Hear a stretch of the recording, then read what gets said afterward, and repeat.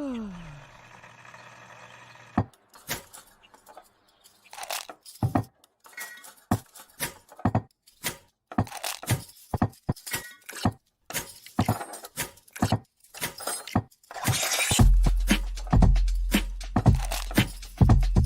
morning. Good morning.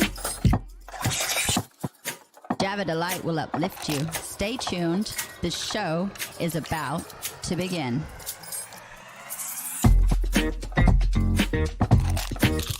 Grab your coffee. Stay tuned. This show is about to begin.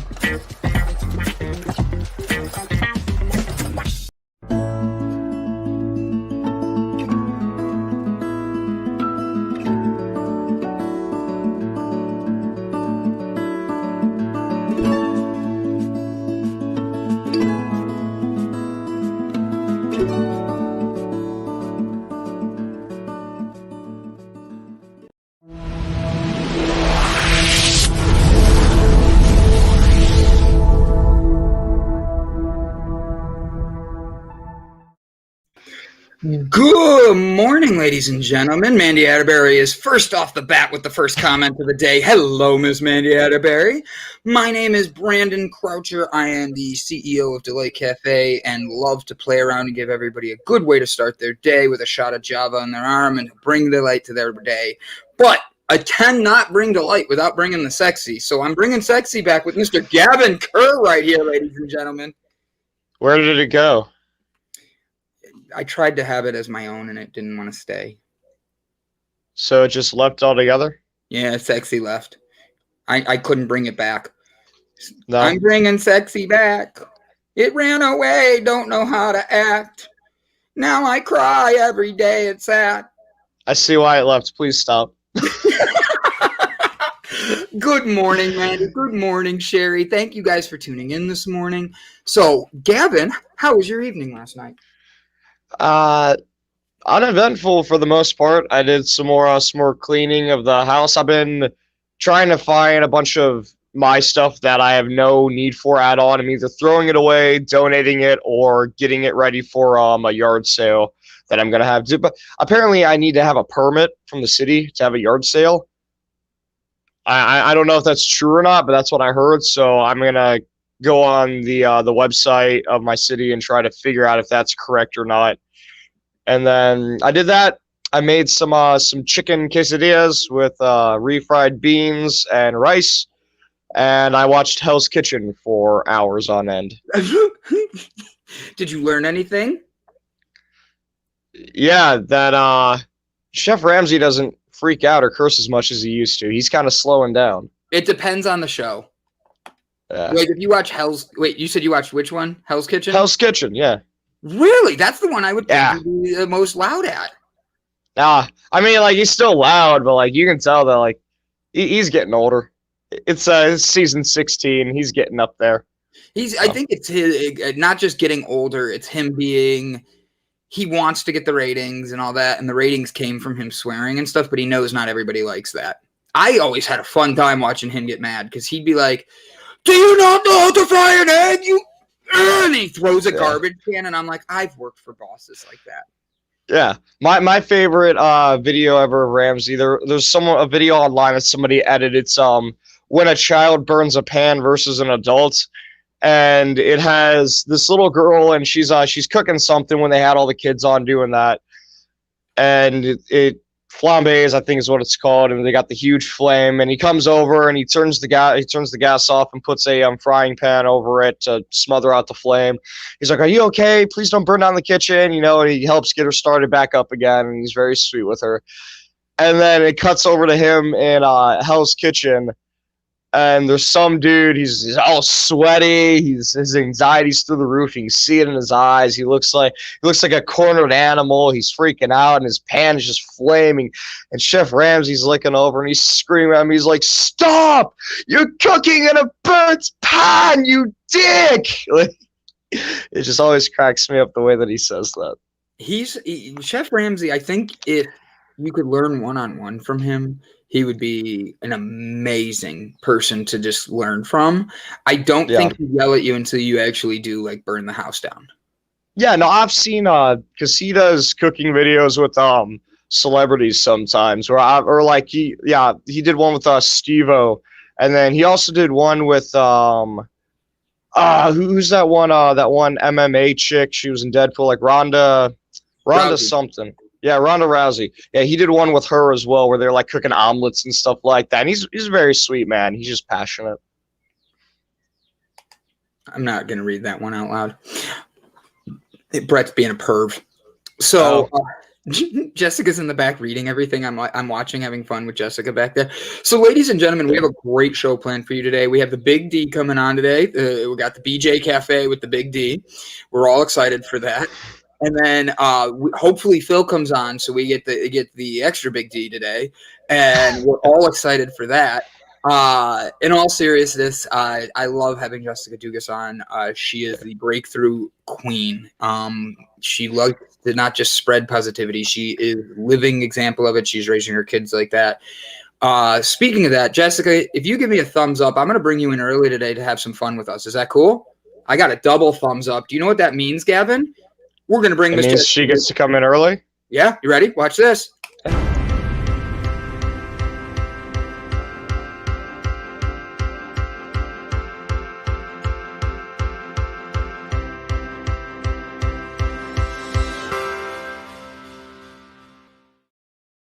Hey, that's me. Good morning. Good morning. Hi, Jess.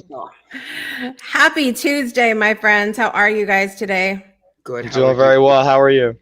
I am wonderful because I am here with you guys. Aww. So, Jessica, that was sweet. It is 9 a.m. your time. It is. What time do all the kids get up? Well, I have 3 up right now, I think, possibly 4. But later on, my boys tend to get up a little bit later. They're just like, that's Boys, part of the beauty of homeschooling, though, is that we kind of get to choose our schedule. As long as they get their work done before they go to sleep, I'm like, it's fine. Yeah. We know see Jess.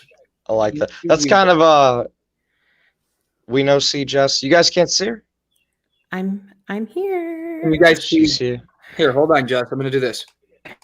All right. Did that work, guys? Can you see me now? Can you see me now? Let us know if you could see Jess, because that's so weird. Actually, my other channel, my other screen, you are completely blacked out. Do you want to go log out, come right back in? Okay, sounds good. Just so we see. And then literally right when I said that, she clicked out, and guess what? She showed up on the screen right when she clicked out. Oh, did she? She'll be right back, guys. So, Gavin, do you think that because she has such a big family? The other day, Jessica sent me a video of Phil cooking out for Mother's Day for her, and she invited me over, and I said, "Are you guys going to keep the food going? Because I kind of live kind of far. It's going to take me a minute to get there." And Jessica was like, "It'll be gone by then." When you have that many kids, do you actually set the table, or do you just like kind of toss the food and it's a free-for-all? Well, I mean, That's a great question. It depends on the occasion, I guess. We've been trying to do more dinners together, but with Phil's schedule, it's really hard. He's home later at night, and I know that you're working with Joe Brandon on your wellness, and I know that my trainer that I'm working at would have a fit if I ate at like between 8, 9, 10 o'clock every night. She would be like, "No, you eat earlier. You can sit there while he eats if you want the camaraderie, but don't, later on." But you can't do that for your body. So it just depends. But we try to have dinner. We just got our dining room table. Like everything, when we bought our house the end of September, everything was back ordered and everything because of COVID. It took us to get our one little table that we have in the kitchen. It took 3 months for us to get that. And so we moved in end of September here, bought the house, and then we had Thanksgiving on the floor. Like we were eating like picnic style. It was fantastic. So memories were made that way, but it's taken us a long time though to furnish everything because the house that we bought was rather large and we came from a really small, so we did not have the kind of furniture we needed to fill the house. Gotcha. Do your kids drink milk? They don't. Well, I mean, if they do, they drink like almond milk or coconut milk, but all of us are vegan, so. Okay, gotcha. Because in my mind, I know how much we go through in my house, and it's just Crystal and I. I'm sorry, part of a joke. I'm waiting. Okay, go. Go ahead, Brandon. We're all waiting now. Her kids are like, normal high school kids. They're sneaking out. They're trying to find their parents' booze. They're trying to find their parents like smokes and stuff like that. Where's the good almond milk? That's his. Where's the chocolate milk? The one from the cow. I need the cow milk.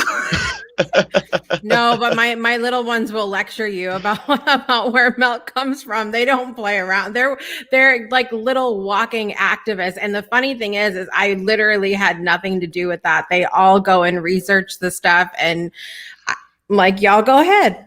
Well, I got you, kids. I would love to talk with your kids, but I don't think I could ever eat a meal with your kids then. What are you talking about? Because I love milk and any sort of animal products. So I eat it all except fish. I'm trying to cut back extensively on fish unless I catch it. I've pretty much been done with seafood. So, but you know what? I'm just gonna leave this where you're setting it. Because have you ever had almond milk? Yeah, it's not milk. It's not like the same kind of milk as from like a cow, but I've had it. If I ask for a glass of milk and you give me almond milk, I'm still going to enjoy it. I'm still going to drink it, but I'm going to be extremely confused when I first have that sip and you don't tell me. I'm like, can I have a glass of milk? Thank you so much. What the? We've had that conversation. To be fair, we've had that conversation with them about, everybody lives different lifestyles and it might not be the same as theirs, but they will tell you, like my daughter will say, you don't need that. like she'll tell you right now. But they may say something, but at the end of the day, they know, like I said, that everybody has different lifestyles and they're just passionate about theirs. Like I think everybody is about theirs. And so they're good about it though. They're good about it. That's good. I can. Well, sorry. Tokyo Bento has a good comment. The blackout one. Oh. Juice. You made me laugh. Tokyo Bento, I hope you're doing great, buddy. We thank you for participating. So we wanted to switch things up a little bit. We wanted to be able to do something completely different. We're not going to be doing articles, but we're going to bring positivity still. So today, the three of us were talking, and all of us, I don't know who wrote that, but thank you. Brett's in the background.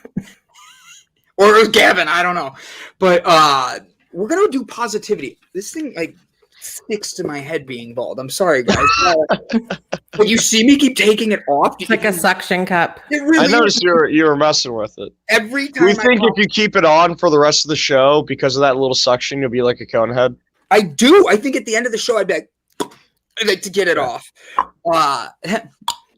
But we're going to switch it up by doing positivity. We're going to start and I'll go first since I'm the one that suggested this, so nobody feels like they're under a bus. It gives you a minute to think.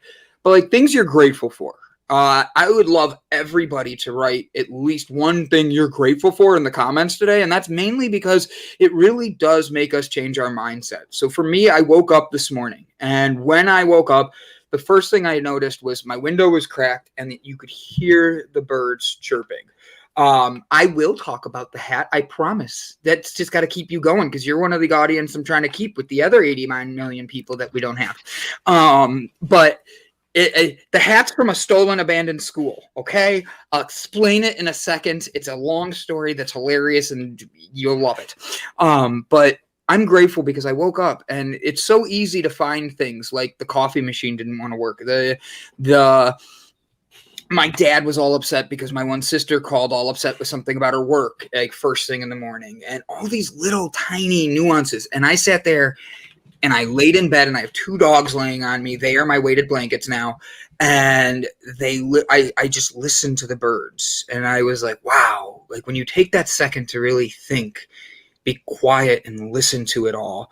It really was. I was so grateful to be alive in that moment. And then I went downstairs and my mom and I started talking, and I was just grateful because my mom was sitting there and she started a group chat with her friends. I had to help her put a group chat together. It's called the Grateful Grannies, and it's for real. It had a whole bunch of other names before that I had fun with, like my bitches and stuff like that. My mom did not think that was as funny as I did.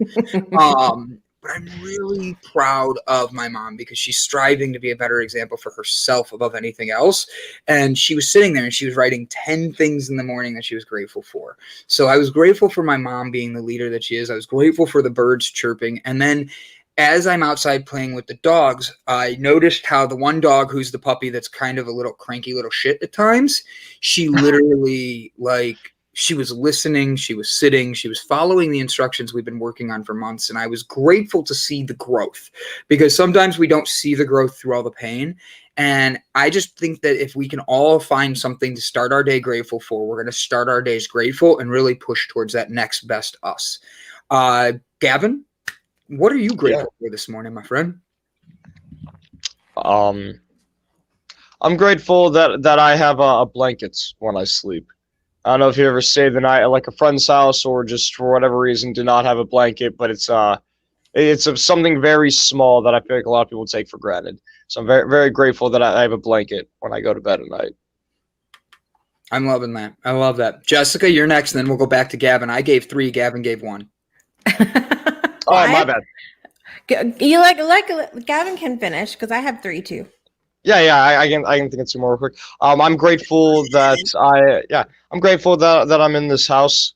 I'm renting from my mother currently, and she's been very grateful or very gracious for letting me stay here rather than just selling it, because right now the market is in her favor. She could sell it and make a very nice profit off of it, but she doesn't want to pull the rug out from under me quite yet, even though I've told her, like, hey, I'll figure it out if you need to.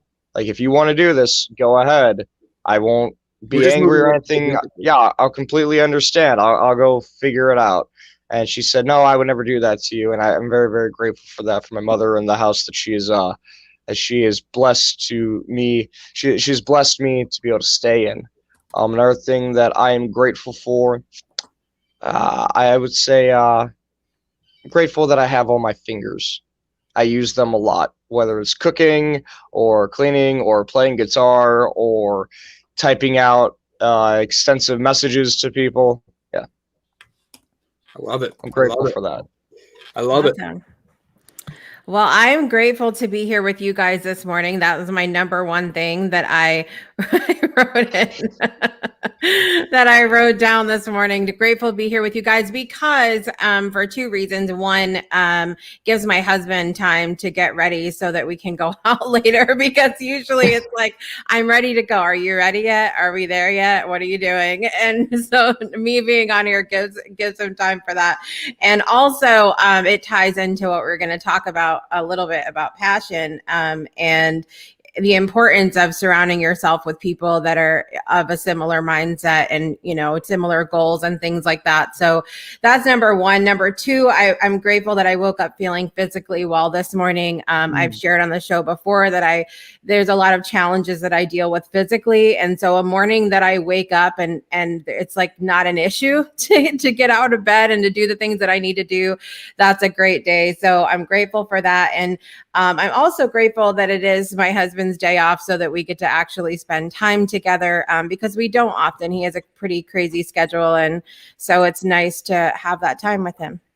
What's the Dugas family going to do together today with the biggest DV getting off? Well, everybody kind of has stuff to do. We have errands to run. One of my daughters has dance and lots of chores and whatnot that they have to do. But I totally just am not like...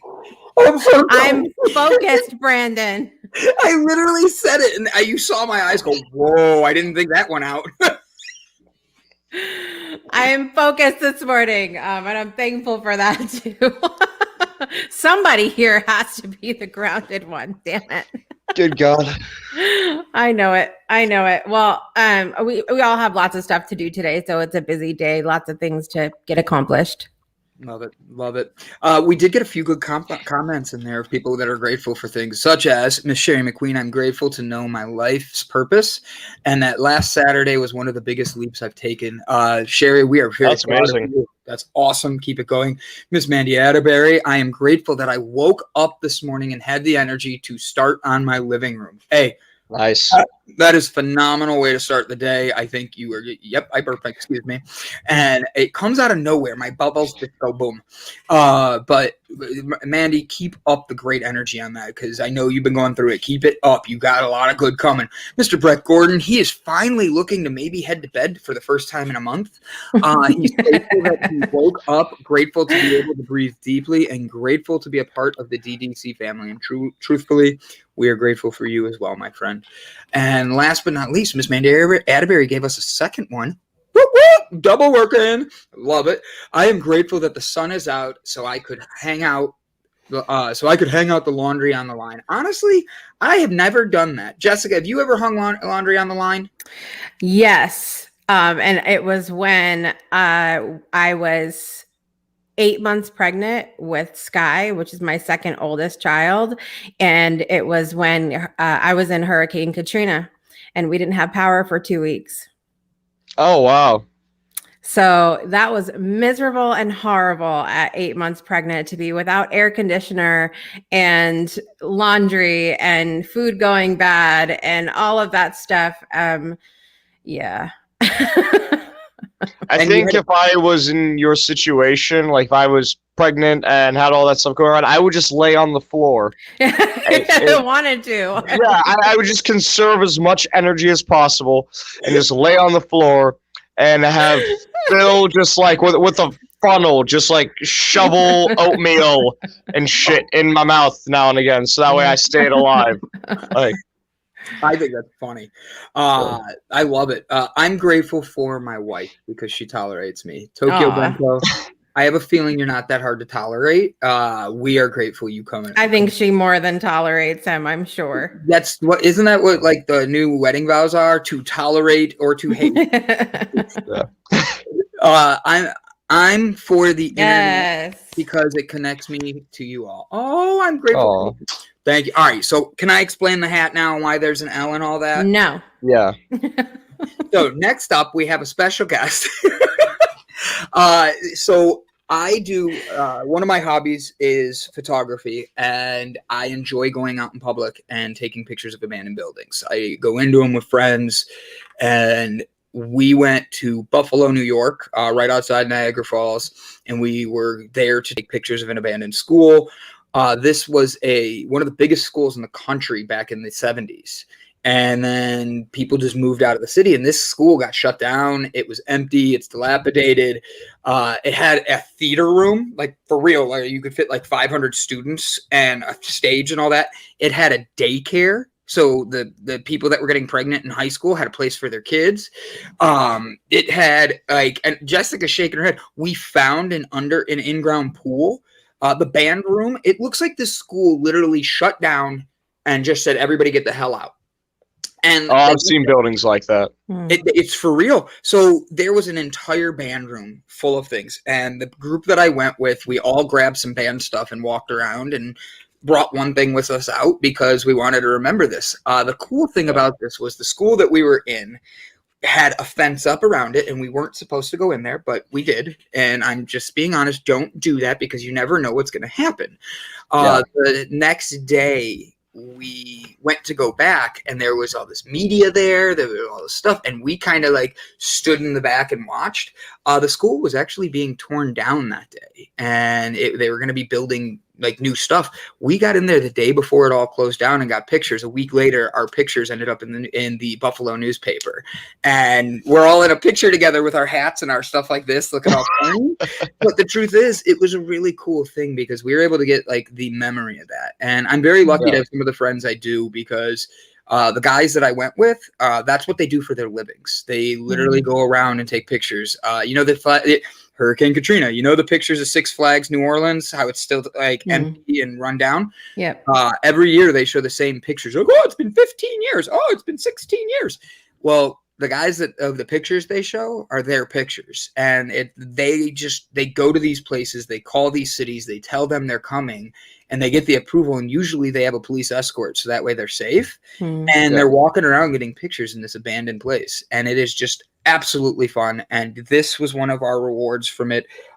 This one was my grandfather's police hat, so that's why that's here. Is he was the range expert for the City of Cleveland Police Department, and I want to honor his memory. And then the Ninja Turtles are up here to protect me. Awesome. That's awesome, man. You can laugh at the Ninja Turtle one, but anytime I've had my own place, even when I was with Sarah and her and I had our house, I have Ninja Turtles positioned all over the place. So that way, when you enter the house, I know I'm safe, because you never know where Raph's going to pop out from behind you and take you out by the knees to make sure you're not a criminal. Yeah. I had Donnie hiding behind a box of cereal on top of the fridge, and all you saw was like the top of his eyes. And he was like anybody who'd come in, I'd be like, if you could find all four, you win. And Donnie was always the hard one to find. I moved Leo all the time.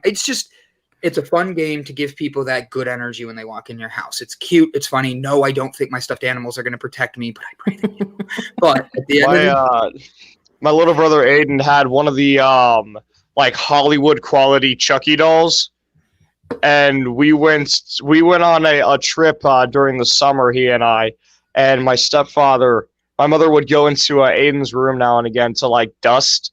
And she'd do the same in my room. She'd go in his room, dust, and my stepfather would just ever so slightly move parts of the doll throughout the trip just to mess with her. Like he'd move the arm up a little bit, or like he'd put it in like a different part of the bed or a different part of the room, just like slightly. Like it started off as little position differences, and to the point where like he had it like literally just standing up on the desk, staring at the door. So when she walked in, that was the first thing she saw. So Jessica, you have a lot of kids. Mm-hmm. Do your kids have like the giant life-size dolls, like Barbie? No. Or anything? Good. They have like my one daughter has a baby alive, and another one has like an American Girl doll, but they're not like huge. They're normal doll size. And even then they have like things with dolls. They're like, they're nice, and then we're going to put them away. That's it. None of them have ever been super into dolls like I was when I was little. So I asked that Mr. Holderith, aka Fuck Joe. I asked that because my family has one that my sister got, and I use it to scare my family, like Gavin was saying. I will put it randomly in somebody's back seat. I will put it randomly like behind the car, so they'll like back up into it, and then they like think they hit something, they get out and they realize it's just Barbie. Oh, that's not right. They've gotten back to me. Okay, so hold on. I gotta find the picture. It'll take me a minute. Wonderful. Thank you for asking. So they Gavin knows that joke. The thing was, the one time Sarah drove out to my parents' house, my brother-in-law took the Barbie and put it on the back of the car and wrapped it in like duct tape and bungee cords. She drove all the way home, which is an hour and 10-minute drive without traffic, with this life-size Barbie duct taped to the back of her car, and she never noticed. I laughed so hard when I got home. I'm like, that's a prank I got to give credit to. I have to give credit to that one. That's good. That's good. I like playing good pranks. I was never like great with pranks just because I never took the time to really think them through. I think probably, in all honesty, one of the most destructive pranks I ever did was in school. I used to glue change to the ground. Just all throughout the school, and then I just stand there. I take like pennies and nickels and stuff like that. I just glue it down to the ground, and then throughout the school day, I'd see people try to pick it up. Have you seen Empire Records? No. You need to. Oh wow, Jessica, have you seen Empire Records? Mm-hmm. Oh my gosh! So it's an older movie now. It was like early 90s, but it's got a bunch of celebrities in it that are famous now, and they weren't then. But it's about a record store going out of business and like how the 80s were ending and da-da-da-da. It's absolutely one of the, like, if for being a musician, Gavin, I would want to watch this with you because I know you would enjoy this movie.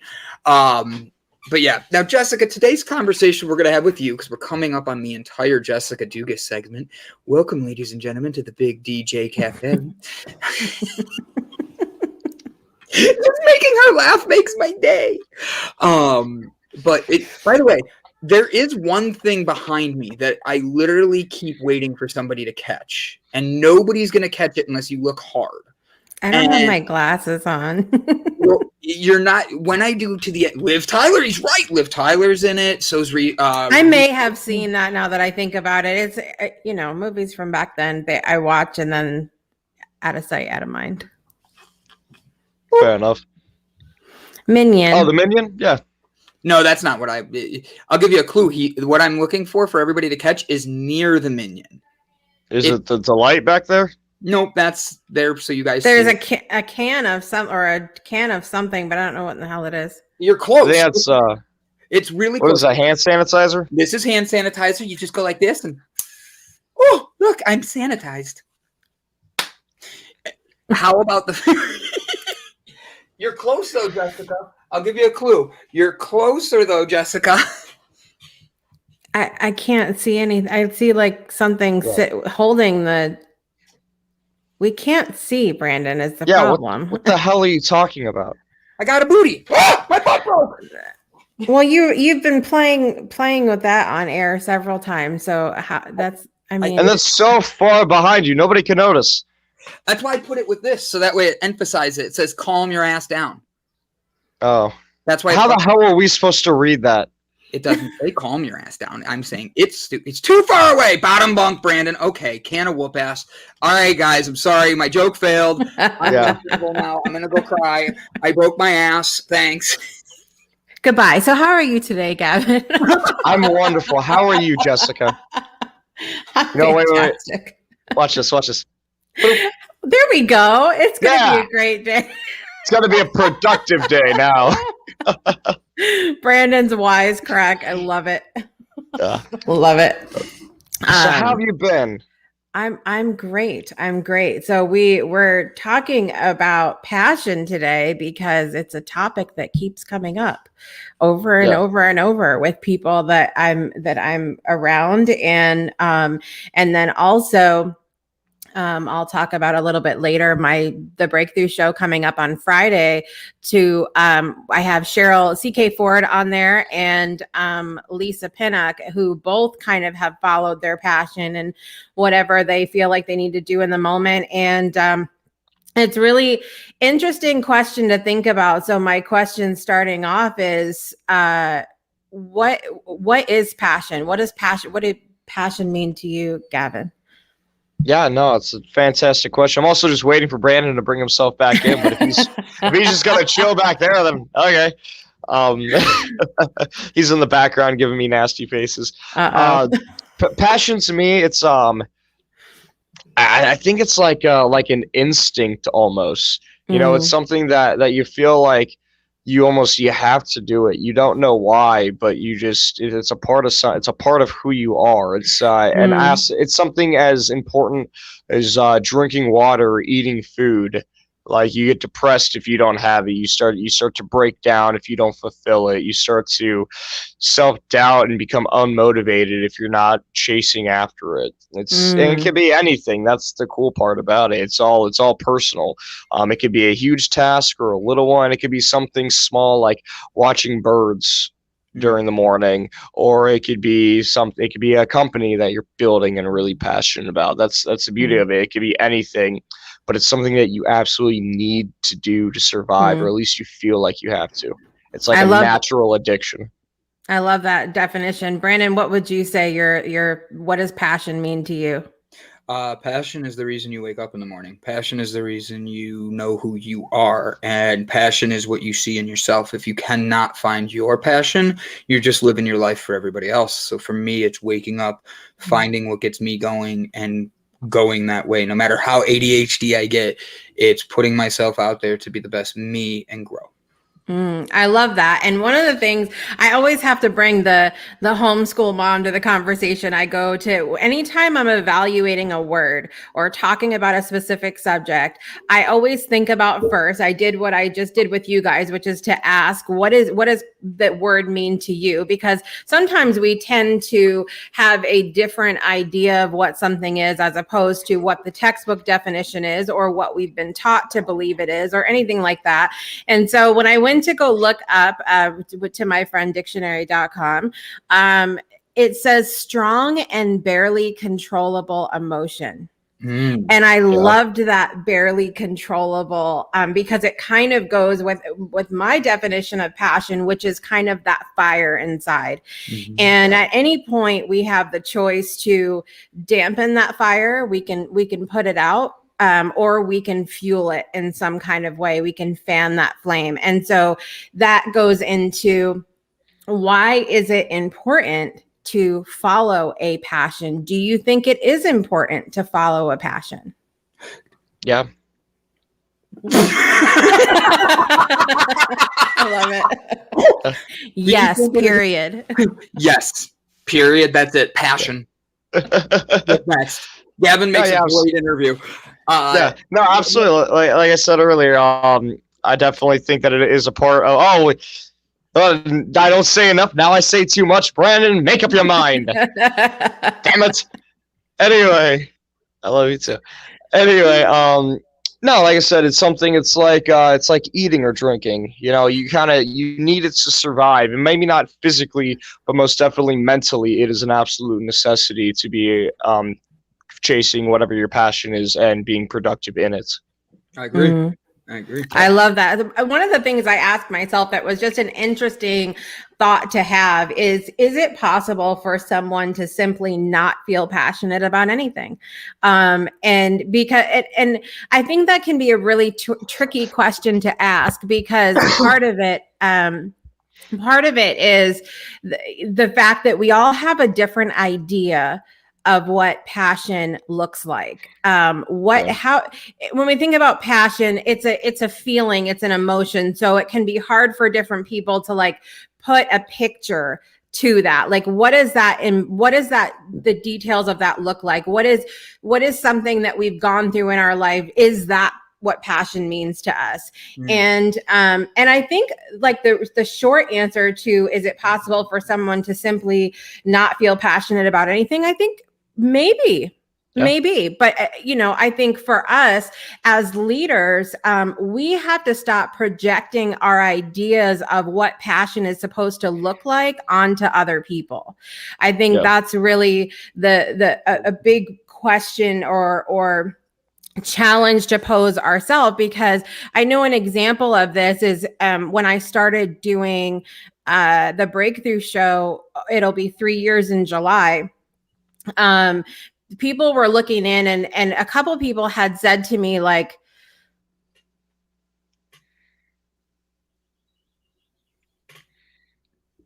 Jessica, $1,000. What did they say? Yeah, oh, Jessica, sorry. I think I broke up a little bit.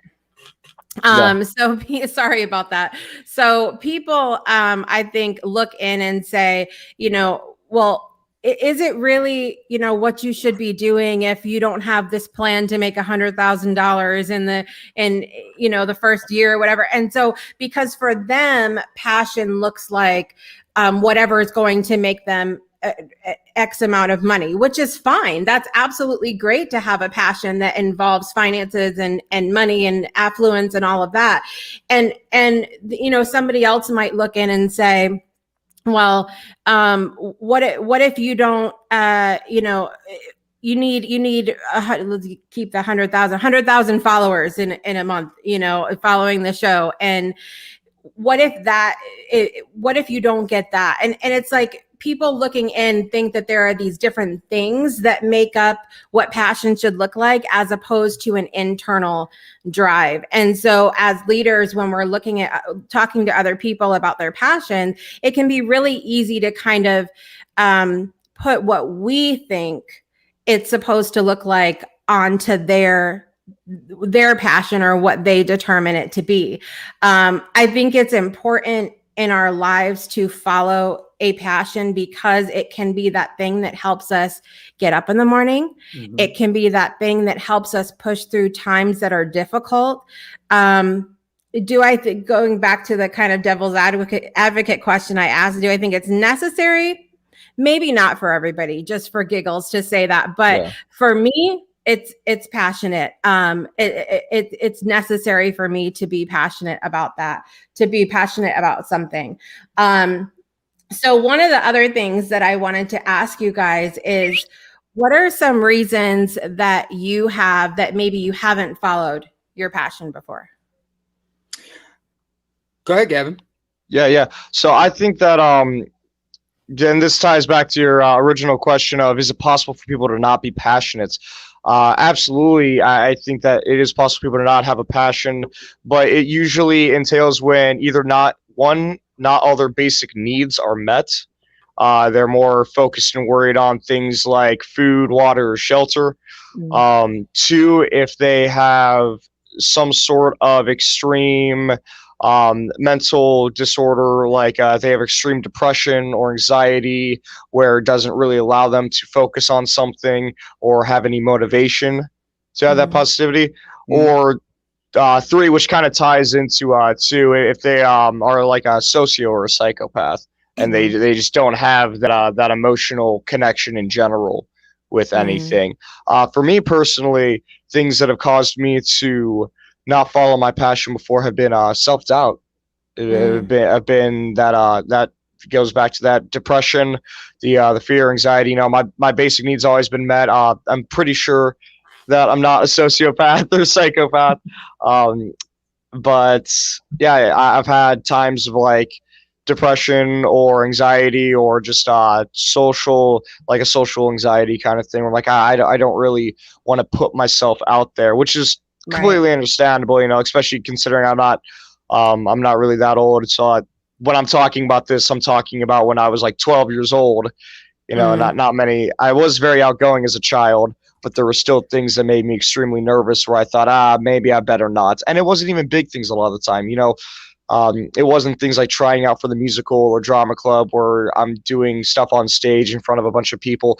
It was little things like trying out for a team in front of everybody, trying out for like a baseball team or something like that in front of everybody. Things like that made me nervous. Like I get more nervous singing karaoke at a bar with 5 people there than I ever have on stage with 100 people in the audience.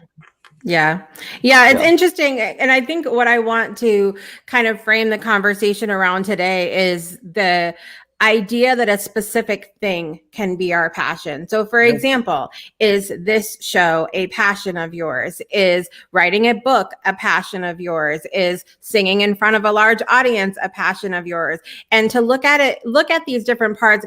I asked this question on my Facebook page earlier today. And I asked about, let me pull it up here so I can ask specifically, but I asked about how many of you currently feel like you are passionate about your work. And if you don't work, answer the same of your life.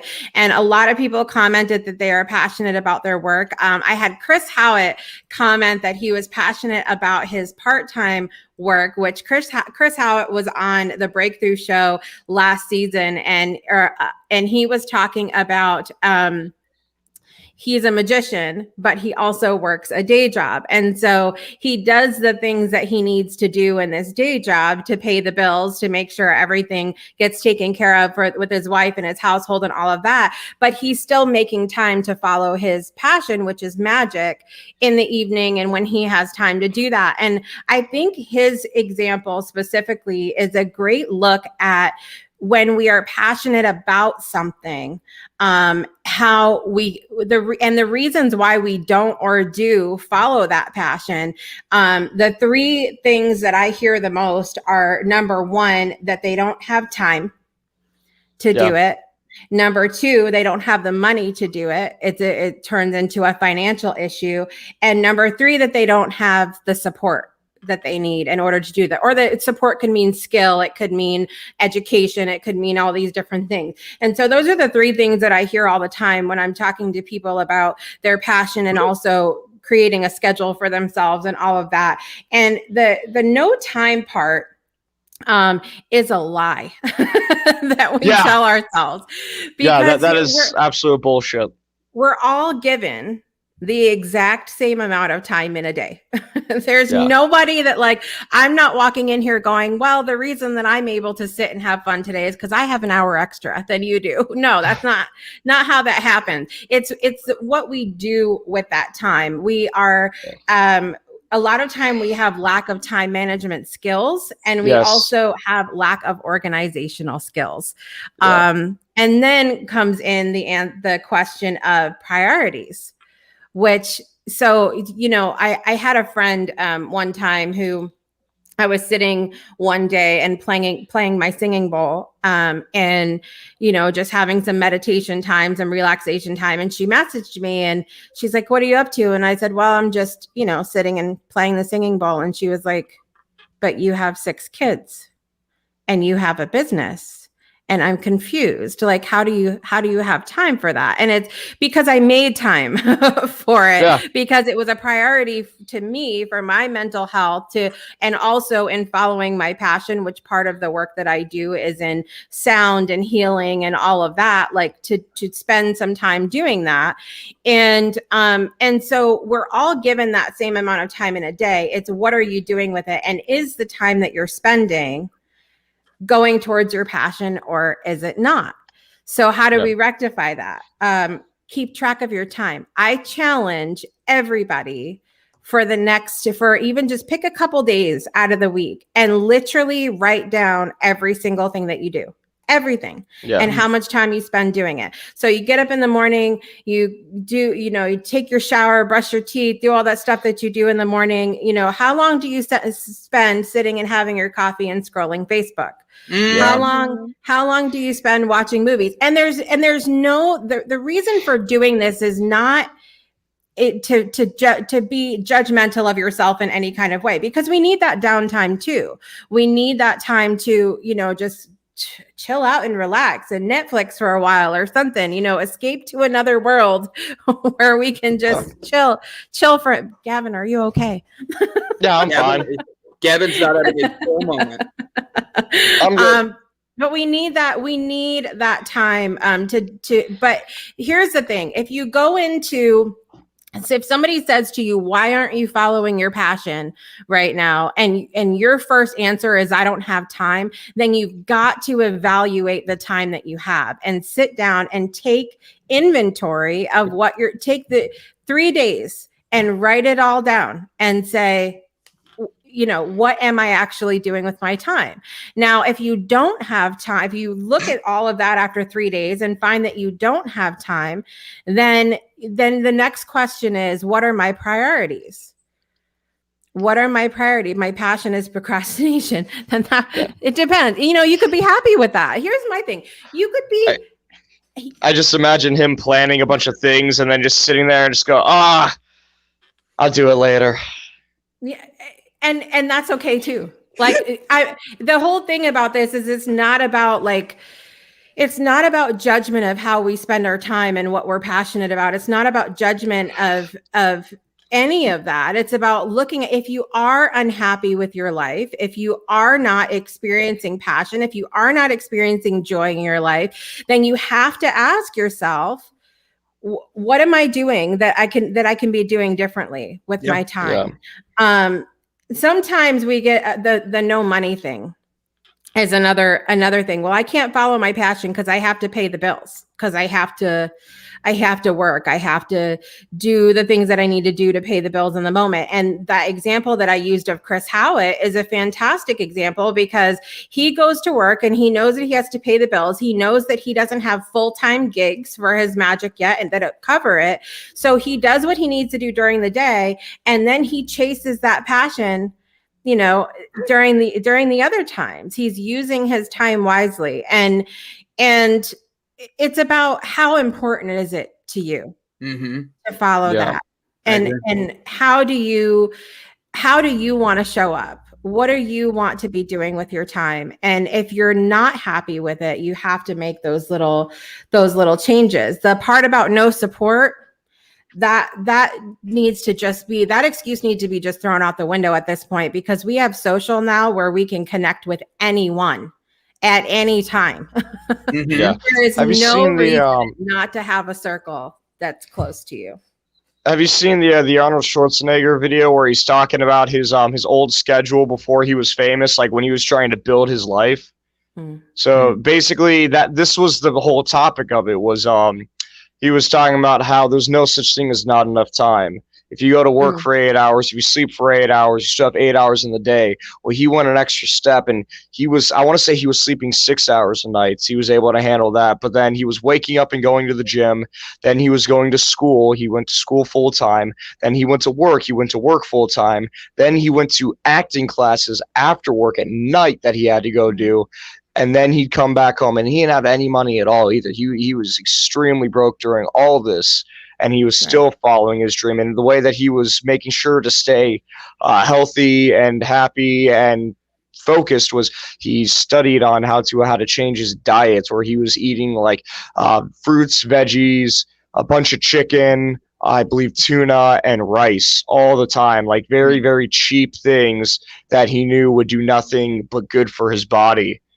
And he just every single day was on this crazy grind. And he ended up doing everything that he wanted to, and then some. Right. Yeah.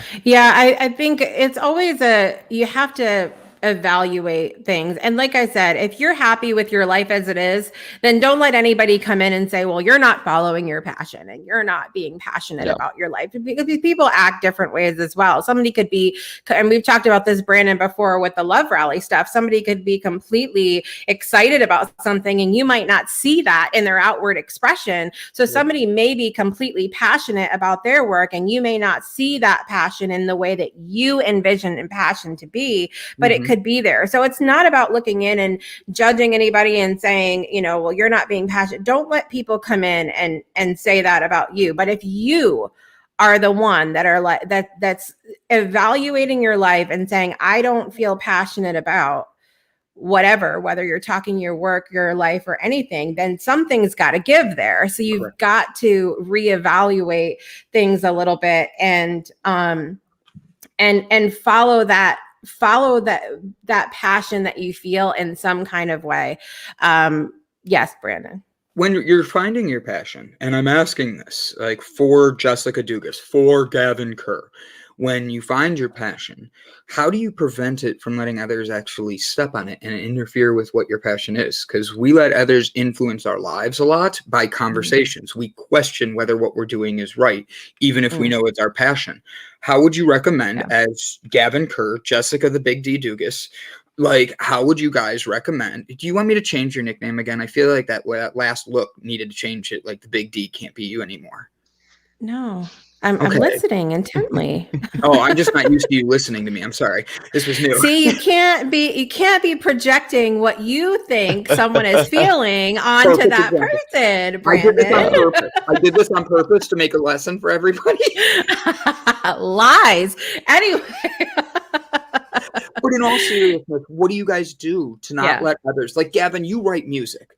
And when you write music, you could easily let somebody be like, oh, you should put this in that spot and have drums here and this and that. You let others influence you. How do you? I had people do that all the time. I just kind of smiled and went, okay.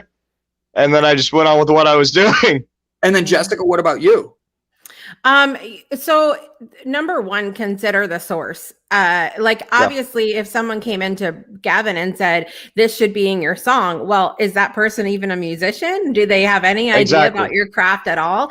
But the other part of this, and this is what I talked about before, is the importance of surrounding yourself with people that are going to be supportive of you. Now, that doesn't everybody, I want to break this down really quick because everybody in your life has a role to play and not everybody is intended to fill every role in your life. Correct. So you might have a mother that you love very, very much, but your mom does not understand your work. She is not passionate about your work. So the last thing you should do is go talk to your mom about your work, because she's not going to understand. She's not going to be able to relate or give you any kind of advice that's of value specifically pertaining to that work. So if those people, it doesn't mean you have to cut people off unless they're being, a certain kind of like, not traumatic's not the word I'm looking for. It's gone. Anyway, unless they're being in some kind of way that's bringing you down, that's not what you want in your life. But it's about, you can know your audience and who you're talking to about your passion. And if you are going to Sarah and saying, somebody named Sarah, they're a friend of yours, and you're saying, I'm having a really hard time with your work. And every time Sarah's saying to you, well, just quit, just quit, just quit, just quit. Sarah's not the one you should be going to. If that's your passion, if your work is your passion, Sarah's not the one you should be talking to about it. You need to find somebody that you can have within your circle to fulfill that role of talking about it. I want to emphasize Sarah is just a generic name. We're not, just so I don't get any messages. Just a name that popped into my head. Honestly, because I'm like sitting here and I'm like, oh, great. Holy crap. This is sorry. No, it was just, I have a lot of friends named Sarah. So it just popped into my head. Everybody knows a Sarah. And I agree with you on that. I think the biggest thing is knowing your This is Sarah with an H.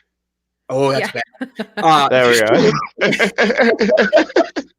But you need to find those who, for real. I think it's funny because I'm going to make a really weird analogy on this one, but it's going to connect. It's like going on dating apps. It's like going on dates. Your pecker as a guy can always pick wrong. But when you start to create those boundaries of knowing what you want, you're going to find somebody that balances you. And I think that when you're going out with your passion of loving you, your job, your kids, whatever it is that your passion is, music, you're going out and doing that. You don't need others' influences to influence what your opinion is of you. It's the same as going on a date and picking a bad pecker. So do yourself a favor and pick the best one for you. Don't let others influence your passion. Doesn't passion also mean to bear and to endure? I think it can. I think but in order to bear it and endure it, you need to be passionate about it.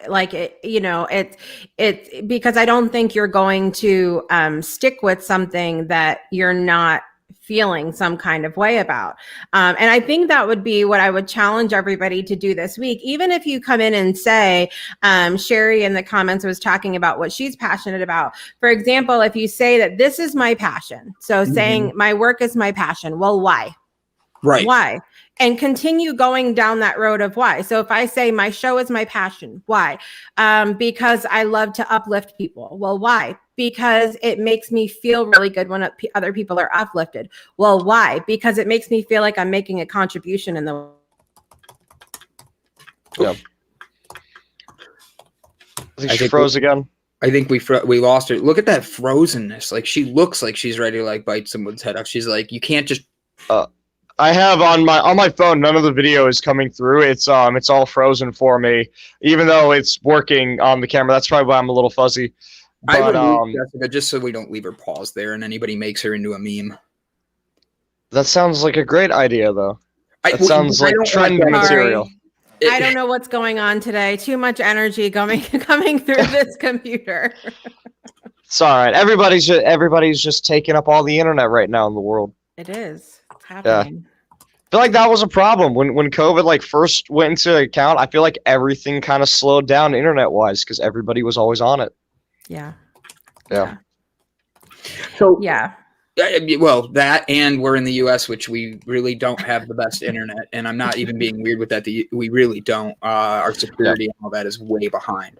But it makes you smile and feel like I'm making a difference in someone's life. Right, and why? Yeah. And why? Keep going with it until you get right down to, and if you're having trouble with breaking that down, just sit with it a while and see what comes to you. Think of scenarios in your mind. But it's such an important exercise to do because it can really get down to the core that it lives within you, that it's not these jobs that we do or these things that we do in our lives, that it's the passion needs to come from in here. And there's something, a need that is being fulfilled with us doing these different things. Yeah. I think another thing that'll help somebody figure out and understand their passion is by understanding other people's passions, and that other people's dreams. It could be something that you have absolutely no interest in, like you said earlier with the mother example. I was listening to a podcast the other day, and this guy was talking about how when he was younger, he worked in an office space, and he absolutely hated it. You know, he spent most of his time kind of slacking off, playing hearts and stuff like that on his computer, and not really doing his work. And there was a older woman there, and I'm not sure exactly how old, but she was happy as could be with her job every day. And one day he looked at her and saw how just lovely and how happy she was, everything. And he asked her why. And she said, well, ever since I was a little girl, I always dreamed about one day working in a nice air-conditioned office, and I'd go and stand at the water or the water tank and get a drink with my coworkers, and I'd have my own desk with my own ruler and computer and mouse. And now she was living that dream, and she had her little plant and her little desk fountain and everything, and she was living her dream. And while he absolutely hated the job, he could genuinely see that she was passionate about it, and that that's all that she wanted to do. Yeah. 100%. I love it. So, Jessica Dugas, you talked to us about passion. This whole week, you're going to be talking about passion on the Breakthrough Project. Guys, do yourself a favor. Give Jessica Dugas a follow. She is 100% about positivity. I've seen her show up on days where I know she wasn't feeling. Thank you. I know she wasn't feeling 100% her, and she showed up to give the best Jessica she could, and I've seen her do it time and time again. Go follow the Breakthrough Show, give her a like, a love, everything, because truth be told, I'm honored that I have someone like Jessica Dugas in my life. I look up to her, and I am grateful because her passion helps fuel my passion, and that's what we're supposed to be looking for in life.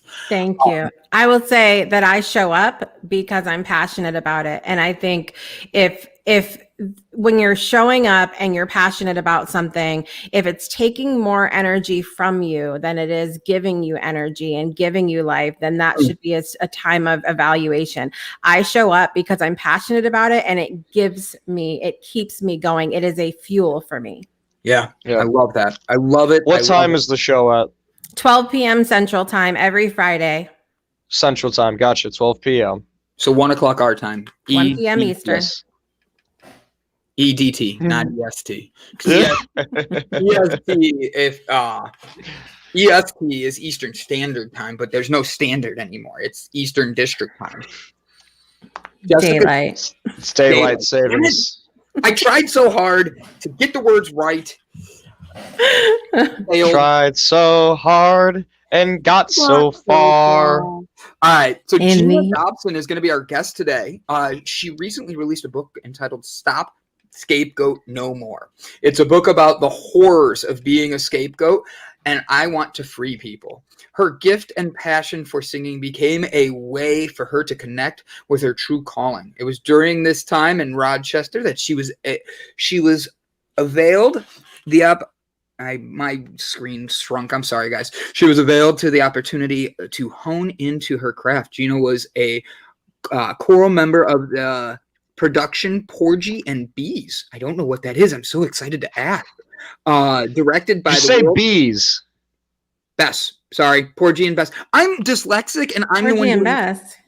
Okay, yeah. I thought maybe she didn't like beehives or something. It's a hobby. People have it. You're very right on that. She's with world-renowned William Crimm. She is also a member of the gospel choral. If I'm messing up these words, Gina, please know, because I see you in the background getting ready. Please know that I'm not doing it on purpose, and I'm not blaming the dyslexia. I'm blaming Gavin. And during her time in this choir, she recorded. Oh, see, and now look what happens. During this time in the choir, you know what? Gina, I'm going to bring you in because I wanted to know more about your book. I was looking it up. I was already going in the background and having fun with it. Ladies and gentlemen, please put your hands together. Jessica Dugas, we love you. Thank you. I'm going to bring you out in a second. Please put your hands together by welcoming Miss Gina Dobson. Hello, hello, hello.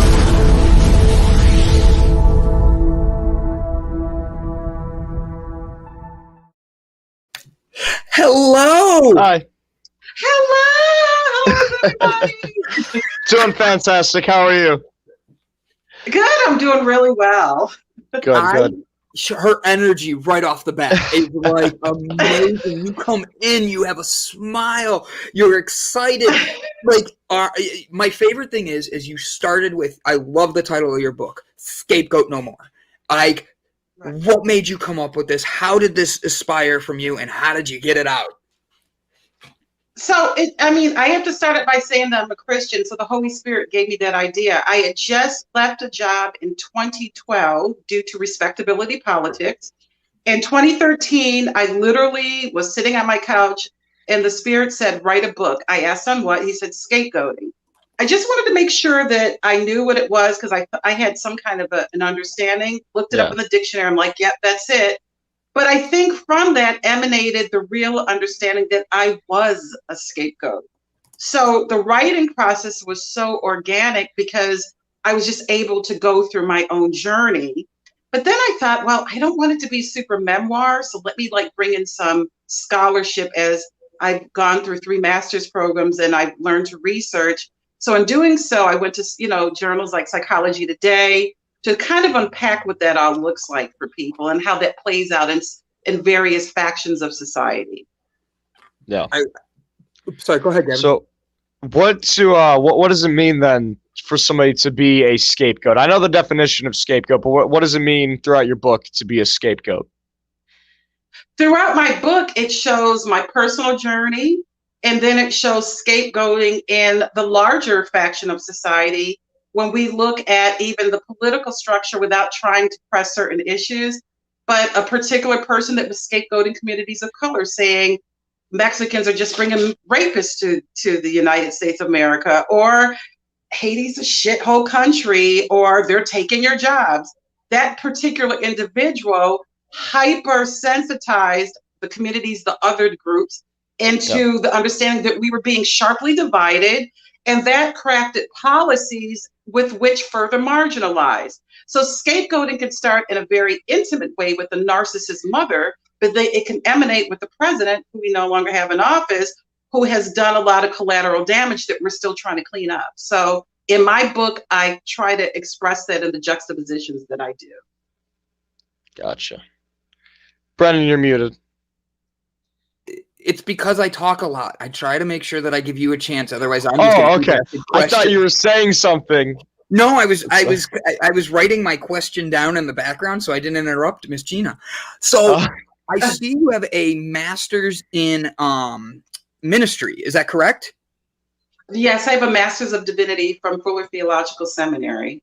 So with having this and being the outspoken person that you are, I love that. Just so I'm clear, what would you say to people who are using life and having scapegoats and using it by blaming others? Because isn't that really what a scapegoat is? Is you're blaming others for your own fault, correct? Absolutely. You're exhibiting your failures onto someone else. And there are typically 2 types of people that are selected. One that's really weak if we're talking family structure, one that's really weak, the weakest link, that may be shy, might not be the smartest, might be a little awkward and geeky. And so it's just easy to kind of express all of the things that are wrong onto that scapegoat. But if you're talking about a person in the family that is very strong, that scapegoat could be a threat.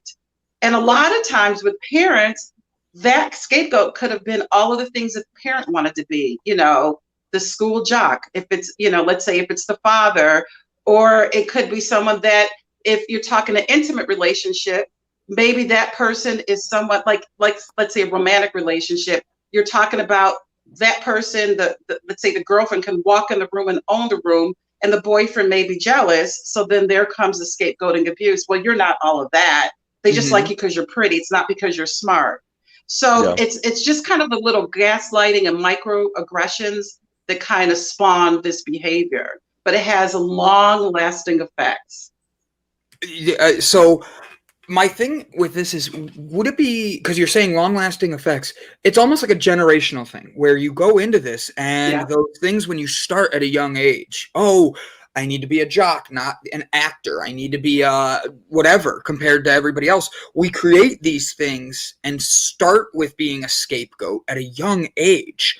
How can we start Right. how can we influence children of the future by being better examples and not teaching them to be scapegoats, but to love themselves and know what that means and all that? How would you recommend we do that? So as a teacher, if you want to break it down in brass tacks in education, I'm still teaching. I think it just talks about, really working with kiddos and understanding their social emotional efficacies, that they should not be affirmed by the external, but that a lot of the work is internal, and it's not about fitting in, it's about standing out.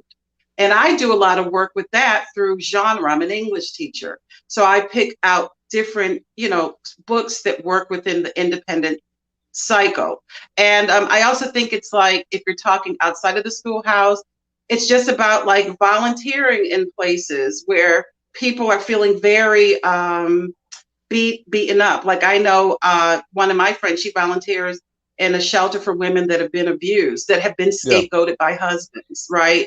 And so then she brings in a lot of 501c organizations that wrap around the services within that shelter to help these women to understand that their financial domain does not, that's connected to their husband, does not mean that they should take all of the abuse, because a lot of women stay into abuse because they don't have that kind of freedom, and so they take on. So I think it's people showing that they can reclaim their agency in front of the next generation. So for the next generation to see, if my mom's not taking it with my dad anymore, and she's learning to walk in her truth and leaving my father, or if my teacher is showing that she's breaking all of the rules that the district says that she should do in an integritous way, not one that makes her lose her teaching credential, but she can stand on in faculty meeting and speak truth to power and say, which happened to me, which is why I was let go of my job, our kids don't have the right curriculum, and she's willing to put everything on the line. I think it's actions, because our children, you can't fool kids, you can't fool animals. They have a very high sense of authenticity. So I think it's expressing who we are in an authentic way will help break that cycle for our next generation. Do you think that the people who are in this position need to do it themselves in order for their children to be able to break through that pattern, or do you think that kids are able to break through themselves? I know my little brother and I, we grew up in the same household all of our lives. However, we both turned out very differently to how we reacted to situations. He was explosive with some things. I was explosive with other things. Some things he was calm with and let go. Other things I was not able to. It was very, very different perspectives that we looked at life. But we ended up in two very different spots, even though we were in the same situations.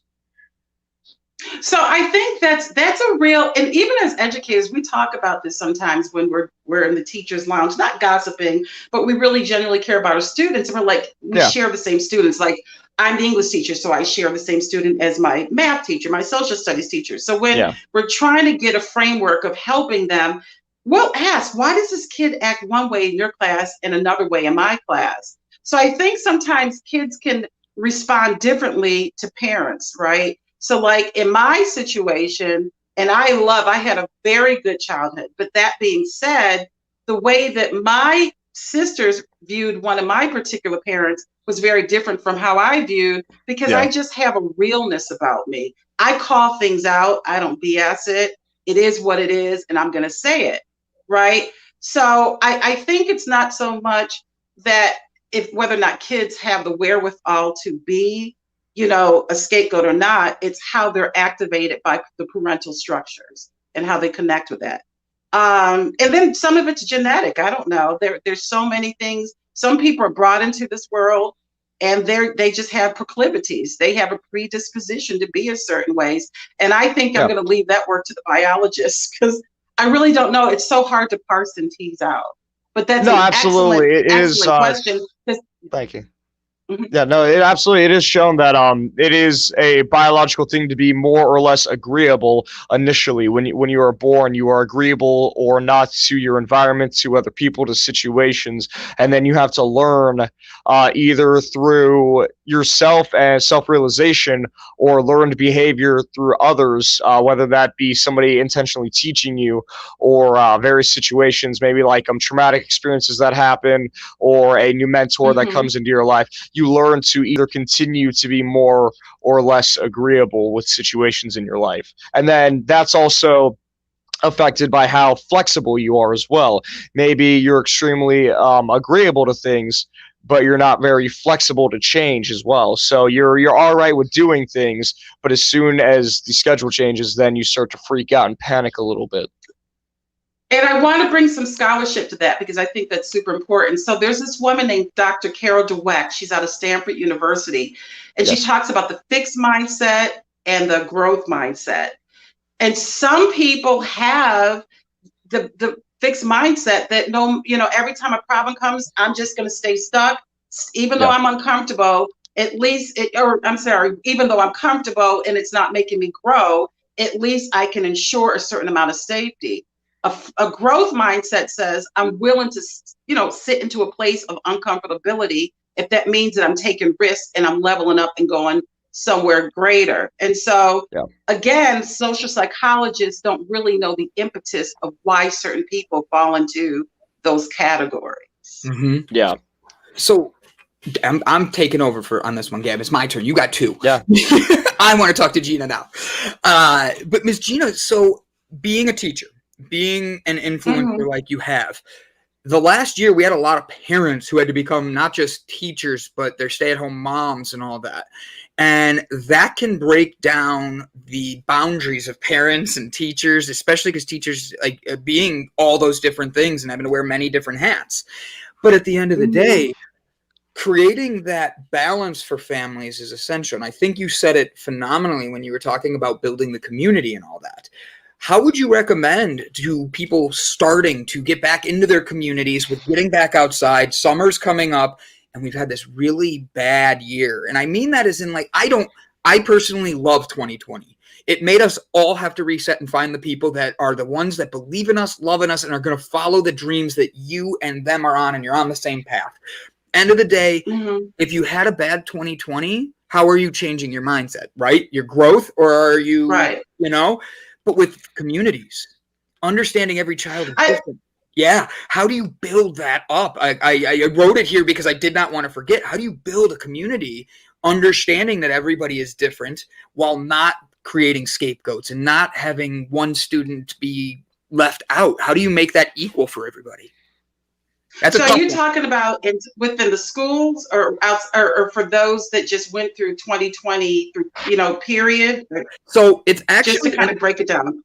Yeah. So I wrote the question and my picture in my head was about 2020, but as I was asking it, I could see schools, like we're going back into the schools. Okay. So Yep. So that's why the original one was 2020, but expanding on it. So right now we're in a state of hybridity. So I'm still virtually teaching, but my colleague who I co-teach, she's actually in the classroom. So even though we have the same kids, we're doing a little differently. So she has more access to kids because she's back in school.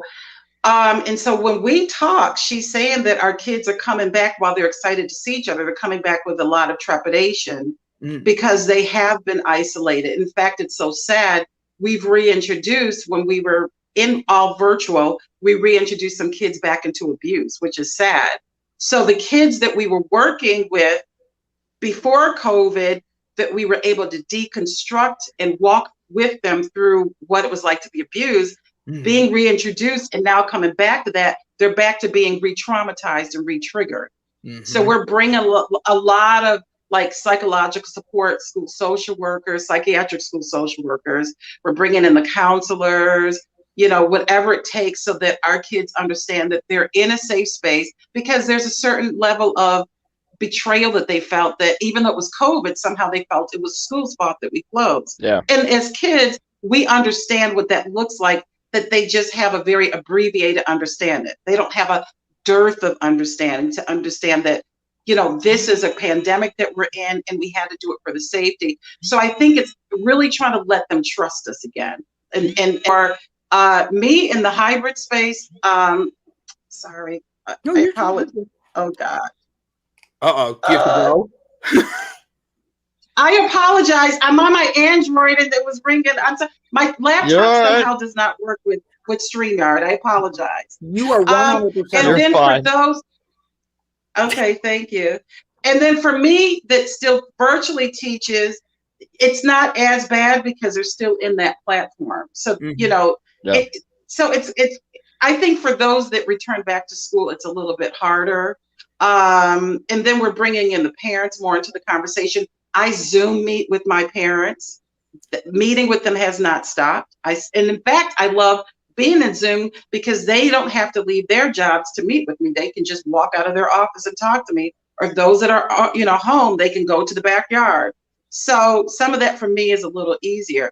Generally, for people outside of school, just like you and all of us, I think the reintegration of society, we shouldn't have any over expectations of ourselves. Right. I think we should just fully show up as who we are and just let whatever's bigger than us do the work. Honestly, it is what it is. I know the way that I survived in quarantine, because I live by myself, was driving to Starbucks every day, and my baristas obsess over me. They think I'm so cool. So I just, so that's my way of getting the, hi, Miss Gina, how are you? Hi, darling, how are you?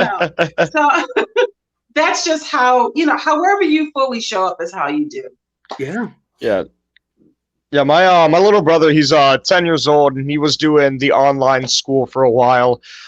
His grades he did really great the first quarter, second quarter grades started to slip, third quarter grades started to slip. So now for the last quarter of the year, he's going back finally into in-person school. And it's difficult for me to try to figure out. Thankfully, I don't have to make the choice because I'm not his parent. But I've been thinking about it. It's really difficult to try to figure out what is best for the kids in a sense, because a lot of kids are doing the half and half on school and off school with the in for 3 days and then out for 2 days kind of thing. And just the instability of it is got to be very difficult for the kids. I know when they're because now when they're home, they have the issue of they're on a computer. They have short attention spans. They want to go and do whatever they want to do, and all they have to do is click mute and turn off their camera, and you as a teacher have no idea what they're actually doing behind there. And then because they've spent a year, a lot of these young children away from most people, when they are going back to school, they are dealing with that new social anxiety of having to relearn how to socialize. But I'm not sure which is the better of two evils quite yet. And I think that's what we're trying to figure out, which is why we opened the schools, reopened back in April versus starting in September, so that we can kind of figure it out so that we know how to roll out the next school year. And to your point, I think it's very difficult because our kids, I think the sad part is this next generation, I call them Generation Z, they don't have a large attention span, and everything is in real time, and everything, their information is totally informed by Facebook and Instagram. In my generation, it was a newspaper. In your generation, which is after me, I'm sure it's a combination of the both. So I think like them being back home exacerbated them not using higher levels of cognition. And so trying to now reintegrate them back into, okay, we're going to, unpack 20th century literature to kids that were used to, like you said, sitting behind the camera, doing anything but the work. That's the bridge that we're going to have to tether. And I don't know how that, again, that's something that professionals are going to have to work with. We have a lot of professional developments that we're doing after school. This summer, I have a lot of meetings with my principal. So I think that that's part of the things that we're going to have to work out as we move forward. What would you say your biggest challenge is going to be moving forward with all the changes we've had?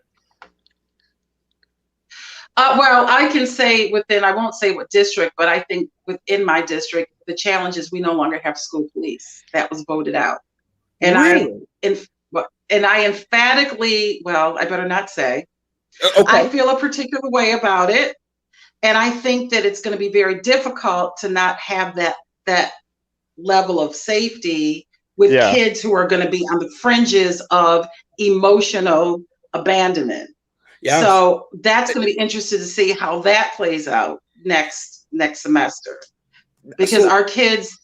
Yeah. Mm-hmm. Oh, I just, because I kind of was going, I didn't know about the police thing, but I was going to ask you about the charter school for the gang members in Los Angeles. I wanted to know more about that. I helped with a program here in Cleveland, getting kids out of gangs and recruited into like finding their best them. Some became chefs. One literally sent me a letter the other day saying how he's grateful that he joined the Air Force because of the influence I had when he was like 12. And now I'm 38. I was in my 20s then. It's like you see these influences I made back then, but you're working directly with gang members in Los Angeles, which is known for, because you're West Coast. And with that, how do you work with these gang members to actually, or work with members of the community that are known for not having the schooling that, or dictation of the schooling, to better themselves and change that mentality? I think that's an honorable thing that you're doing there, and I love that you're doing that. How do you get yourself up every day to make sure you're giving the best for not just the kids but yourself? Well, I think for me, and I try not to teach out of guilt of being privileged. I can't pretend that privilege didn't help me. I grew up, my parents were college educated, and I grew up with the benefits of having college educated, parents. So I had the best of everything. And I think that drives the fact that I want my kids to have the kind of life that I had. I can't redo their childhood, but I can give them good education that they can break the cycle. But in the beginning, it was super difficult for me because they didn't trust me, because it's so funny. Like, I'm so much of a professional. Like, I walk in with my pearls and, my suits, and I'm walking. It's kind of like that movie Freedom Rider, Hilary Swank's role. Yep. I walked in like I was from Beverly Hills, like, okay, I'm here to rescue you. And they were like, F off. We're not real. Yeah. So then I had to start getting Timberlands and wear jeans. And I'm like, okay, I'm not really this like snobby elitist person that I really am. Right. Yeah. And so I think I had to break down a little bit of the way that I present and let them know. Because I'll be honest, I was a fish out of water. A lot of people think that in my community, we're a monolith and we're all the same. No, I grew up with people in my neighborhood that didn't look like me. Like, we had great education. I had a really good life. And so I think it's just trying to unpack me. And I think that's what I had to do. I had to look at my implicit biases. Like, in trying to help someone, was I really patronizing? Ooh. Was I really not, you know what I mean? You know, like the person that says, oh, no, I'm not racist. My friend is black. You know what I mean? Yeah. That kind of thing. Right. And I had to make sure, oh, no, I understand my kids. We look alike. I mean, but then I really didn't, because we had totally different scenarios. So I think a lot of that was excavating self and really being real, like, what am I really doing? Because kids are going to let you know. They're not going to back up. They're like, what are you really doing? Why are you acting like that? Like, even when I was trying to be the cool teacher. So I had to find my balance. Like, what is it that why am I here? And so I think as I became more authentic, my kids started plugging into me more. And then I was able to deliver the curriculum. We were able to walk it together. Did you notice a difference in the way your energy, your way you treated yourself changed? By the way, your smile is contagious, and I read your bio like 4 times, and the one thing I have to say is, guys, she has not just got this gorgeous smile, she is also a plus size model, and I love that, because I like Thank you. Absolutely, girl, rock it, like, for real. Like, I think you need to be you. And the thing is, there's so many people that have their own depiction of what we're supposed to be, and when they see us, they create that idea right off the bat, and I'm like, no. You came out and you have you. Gina, I didn't see anything else but you coming on the screen. And I loved that, because you weren't looking to pass anything. You were like, I'm me. I'm going to be me, and I want to help bring a light to the world. And that is what living is. And I love that. Did you see? Thank you. Oh, no, thank you. Did you see a difference in you, though, especially with your kids, when the change started to happen and you saw that you're not going to be the scapegoat anymore? Yeah, that's my question. I wanted to make sure I complimented you on the plus size model thing. It's in my notes to make sure I said how wonderful that is. But tell us about how it was and how that change in you has now influenced your kids. I think what it did for me, I had a differentiated worldview, because I was thinking, I hate to admit it, but I was thinking a particular way about gang member kids as I was teaching them. I was no better than the teachers that went in there just to make the money, except as long as I had the lesson plan, I'm doing my job. But when I was receiving the feedback from the kids that they weren't feeling who I was in the classroom because they felt there was a level of being pretentious, I had to look at, am I pretentious? And I have the hard conversations with myself. I remember one day I just said, why am I doing this? I was going to quit because I wasn't connecting with my kids. And it wasn't that it was the kids. It was that I felt like I wasn't good enough. But then I thought, well, do something about it. So I taught The Outsiders. I don't know if you read that book. Yeah. But that's about, okay, that's a classic, right? Yeah. And then I went to public school, so I read it. Okay, right. I love it. That's such a loaded answer. I love it. So just by talking about The Outsiders, we were able to talk about being labeled in categories. Why are you a blood? Why are you a Crip? What does that look like? And so while I was unpacking me, I was unpacking them. And so I think we grew together. We were, you know what it was? We were kind of teaching each other while I maintained my role as an adult. So I think that by me being able to take the criticism by my kids, but that by also seeing that my students began to plug into my curriculum, was when I felt that I was no longer scapegoated. Because I do think I was scapegoated a little bit, but by the staff who felt that I was over the top and trying to be connected, and then by my kids for not receiving me for being privileged. So, I had to go through all of that. And that, again, that's just organic. But I feel better about myself and my students, and I know that I'm doing the work. You were getting so many great comments. I'm going to share your link really quick in here too for everybody. Guys, please, because I want to keep this conversation going, but I want to make sure I share your stuff because otherwise we'll forget. This is Gina's book, Do Yourself a Favor. Here's the Amazon link. You see me copying it. If you have another location you'd like me to send everybody, please let me know so that way I can make sure I send everybody to the right one.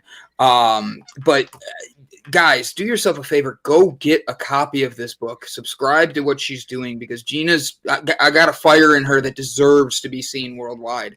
I have a question. Thank you. Oh, absolutely. Yeah. Have you seen the what's his name? Big Mike? Nope, that's not it. Killer Mike's. Killer Mike. Have you seen what he's done with the Bloods and the Crips? Yeah, I've heard a little bit. Can you fill in the broader strokes? I just saw it on a scaffold level. But is he trying to connect them together? Is that what he's doing? Or?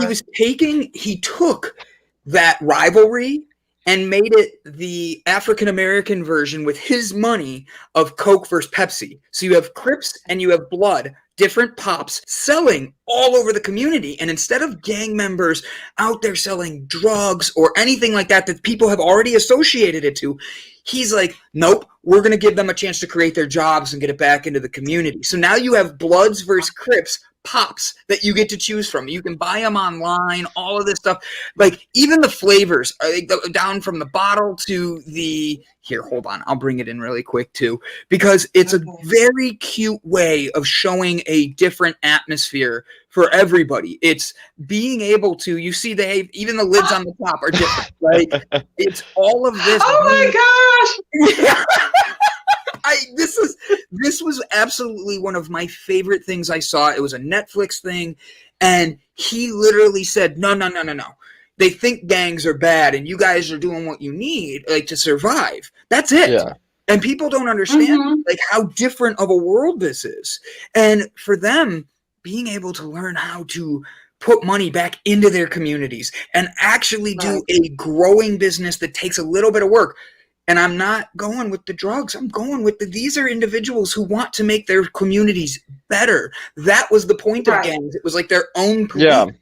And now he's like, no, we're going to flip the switch on this. We're going to show the positivity. I'm not a big fan of pop. I do like my pops here and there, but I ordered a case of each just so I could try it after I watched this. And it's meant to be about believing in a difference, because you don't know what you're going to do that today might have been something that influences somebody 10 years from now, and it's still in their mind and it was nothing to you. And I love that people like you are out here switching the mindset. You're saying we don't need this negative. We don't need to have these things in our hearts. You need to know you. And with working with gang members, I'm sure there's times where the mentality is a very hard switch. Have you seen when that switch happens, how the man, the woman, the person that it is, the individual just lights up and their light shines and you are like, it gives you a new light. Am I right? Oh, yes. Well, I've been in teaching 15 years now. And so I'm able to see a little bit of more what propels kids to change, or just even if I can get a glimpse, how do I work to bring them to their best self? I have a student that actually was banging on the streets, and then he received his GED, and now he is a chef. So, right? Shout out. We need to be complimenting people that are breaking through these barriers more. I talk about like mental health. When people break through a barrier where they're in depression and then they come out and they open up, we need to be celebrating that. You're here and loved. And even if it's just for a minute, it's giving that person an inspiration. Sorry, absolutely. No, you're right. I mean, and so I do see a lot of my kids. I mean, there's some kids, unfortunately, that we've lost on my roll to death. They got, it's like, oh, such and such won't be in today. They were shot last night. I mean, no matter what work that we do, there are kids that are they love the streets. But there are students that if they can just get a hand up, they're going to blast off. They're going to do the work, But I think that what teachers, this is where my level of frustration is that we still yes, we should have uniformity in terms of our expectations, but to think that we have a kid whose mom's on crack, whose dad's in prison, is going to pass the state test next week. Yeah. When they're trying to just show up, it's not going to happen. And so I think social emotional support is where the money needs to funnel into. Mental health is real, and this is Mental Health Awareness Month. And so I think that's where it has to start. And there's stigma within the African American Latino community about mental health because of this hyper masculinity that you're not supposed to cry. You're supposed to be hard, right? There is suicide rates soaring amongst Black males because they're not allowed to cry, and that is toxic masculinity, and that's real within my community. So I think that we need to just let our babies express who they are, because sometimes it's so sad when my young males are walking home on the street, even though they're 16, they're read as many adults because of how they present. Yeah. And so we have to, Go. You're the guest. I talk all the time. Go. That's okay. So I think we have to really even have implicit. Well, I'm trying not to go there. We even need to have implicit bias training with police and how they read our young Black males walking the street. Yes. No, 100%. I'm with you on this, because the thing is, no matter who you are, you see somebody, you create an idea right away what that person is in your mind. And it's not that anybody's going to be mean. It's what they've heard their whole life, and they don't even realize they created this. And I think that CK made a good point here. She says how there are often just times trying to figure out how to get something to eat and how to stay alive. There is no support network. And that's the thing where I think that people don't understand where the division is. The money is not spent equally. And then when you grow up with the mentality, I'm going to be, and this is completely from kids I know, you're either going to be a rapper, a professional athlete, or a gang member. And then I'm Right. white, so I'm either a drug dealer, an undercover cop, or I was told this by the police, or I'm a guy buying drugs. And at the end of the day, we've created these stereotypes in these areas. Right. Really, all it takes is a day of volunteering and giving of ourselves and opening up to other people, seeing another side of the world without that judgment, which is tough. But I think that with Right. police nowadays, I say this as an open-hearted, empathetic person. I love the police. Sure. My grandpa was a police. I think they play a need, but I think that we need to have a better idea of what mental health is, because it's unfair that somebody with a bulletproof vest, a gun, and a taser doesn't have the same training as a barber or a social worker. How are we sending social Right. workers into the same Yeah. areas with no protection and to get out there and like tell them this is how we're going to help the families and all that? No, Right. it starts with here. It starts Yeah. with all of us Right. knowing that we all have one brain, one heart, and one fire inside us. And we have to get that fire lit for people more than just Right. judgment. And I think that you are doing amazing things. I'm sorry I went on my own tangent here. I'm preaching now. But I love it. for me, it's one of these things where I love to see. I don't want to brag. I love to see when I see individuals who never knew something, such as like healthy food eating, and they get a kiwi, Right. which to me is like, oh yeah, it's a kiwi, and they're looking at it and they're like, do I eat it like an apple? Do I do this?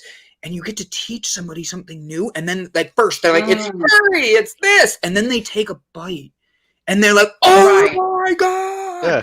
They're delicious. Nobody taught me how to eat a Right. kiwi, so I just bite it like an apple.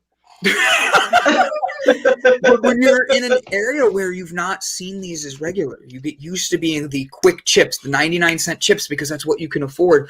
Do you want a 99-cent Right. chip or a 99-cent banana? And it's really hard to choose that because you know the one's going to taste good. You don't know if the other one's going to fill you up. And those are choices that a lot of people don't know what is going to be there for them. And we can't just hand people things. We have to let people understand how it is, how to work, and how to grow. And I think understanding the passion you have, Gina, of being a person who's focusing on not being a scapegoat, not letting people blow up themselves, because it's a lot that Right. they do. And we start with the top. We let people love themselves. It builds us into being Yes. the best version. And the way we change the world is we start with us. You start with you. Absolutely. And I just, Absolutely. you wrote a book and I already ordered my copy. Like on Amazon. Oh my I did. I gosh. love it You're because my friend. You guys are amazing. Seriously. I don't deserve you. no, we don't. The thing Oh, thank is, you for being here. this is exactly Thank you're you for saying, having me. you don't deserve us. Bullshit. Excuse my language. That's We are okay. blessed that you get to come here. This is an honor for everybody because you're taking your life experience and presenting it in a way that helps others. And there's someone listening that is going to hear this and know that they're hearing your fire and you're sparking the words in them to find theirs. And that's the reason we do this. And I love what we do every morning because we get to meet people like you. And I have Gavin. He's 21. I'm 38. There's a very big difference there. And at the end of the day, we need that because his next generation is the one that we have to look at. Because the one after him Yes. on this show with me is my niece, and she's 9. It's just a little too young to bring her on here. But she's already experiencing through COVID, through just move because my sister and her moved to Texas. Life pains that at 9 years old I didn't have till I was a teenager. And I want to see her not call me and be like, well, nobody likes me at school and we're FaceTiming because nobody else wants to talk to her. No, I want my niece to know that that moment alone in silence is hers.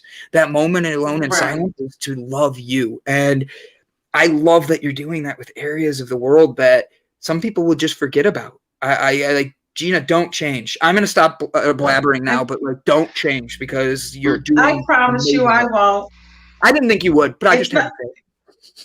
Really quick, because you mentioned your niece being so young, dealing with these issues that you have to deal with high school. Did either of you hear or see the movie 8th Grade? It was an indie film by comedian Bo Burnham. I did a couple years ago. I did see that. Yeah, I saw it. In all honesty, I fell asleep through parts of it because I could not relate to it at all. But the woman that I was dating at the time was in tears through half of it because she related extremely well to it, like very, very personally touched. And even though I didn't pay attention to a lot of it, we talked about it the entire car ride home, and it was about an hour and a half home. She lives farther away from me, and we were on my side of town. And we talked about the whole time, and that's when everything started to click with me. And I thought, wow, I really wish I watched the movie because it really showed the different perspective. The reason why I didn't connect to it is because I didn't have a phone until I could pay for it myself. But that was not the case for a majority of the people in my class and my generation and the people who were portrayed in that movie, where they were going through, you have these 8, 9, 10-year-olds going through social media, seeing adults being adults, and then seeing kids their age trying to emulate and be those adults, and it's creating this fake world and all these anxieties that they shouldn't have to deal with until they are actual adults, if at all. And by the time they are presented with those anxieties, they should be mature enough to be able to get over them fairly easy. But since they're showing them at such a young age with all these emotions they already have and all this confusion they already have, then one would think at first, oh, well, now they have more time to prepare for it. But no, they're prematurely exposed to it. So they're oversaturated and overexposed, and then they have no time to prepare for it. And that's where the issues really start to fall into place. Mm-hmm. Yeah. Right. Yeah. And, when you think about the physiological structure of the brain, I read that it doesn't settle into like 25. So it's very influenced up to that point. And so to prematurely inject something to a brain that's still growing there could be grotesque results of it, honestly. Absolutely. And I think that's why it's so important that Brandon is humanizing his situation with his niece by kind of saying, even though you're experiencing all this stuff, I'm still the uncle. I still love you. There's still goodness out here. So you're kind of pushing back all of the crap that your niece is experiencing, right? And I think as adults, and even you, Gavin, by the way, my old eyes are trying to look. It's Gavin, right? That's my name. Even at your age, you can. It's sad that even at your age, and you're still so young, that you can still see a difference with your generation, with you being a young millennial, Generation Z, that how technology is just spiraling into a place that the more we become advanced, the less our kids have social skills. Correct. And the less they can negotiate life without going through a platform. And that's dangerous. I don't think it's so much that they don't have social skills. I think it's that they have different kinds of social skills. They lack the personal one-on-one or like in a group in-person social skills. But online, they're really savvy. They know how to do things that if a new app came out, if a new social media app came out today, it would probably take my little brother an hour to learn how to use it. It would take me maybe a day or a week to learn how to use it. It would take Brandon maybe quite a bit longer if he learned how to use it at all. Yeah. Right. And I just panic because I'm the oldest in the room. I just panic. Gina and I are sitting in the corner having our own conversation while you guys are out there. Right. Yeah. Well, I won't use it unless I have to. I still don't have a TikTok because I don't care to fall down that rabbit hole until I feel like, all right, I have to get this. I'm like, I want nothing to do with it. I'll watch clips on YouTube or if somebody sends it to me, but I'm not getting your damn app. I don't want it. Right.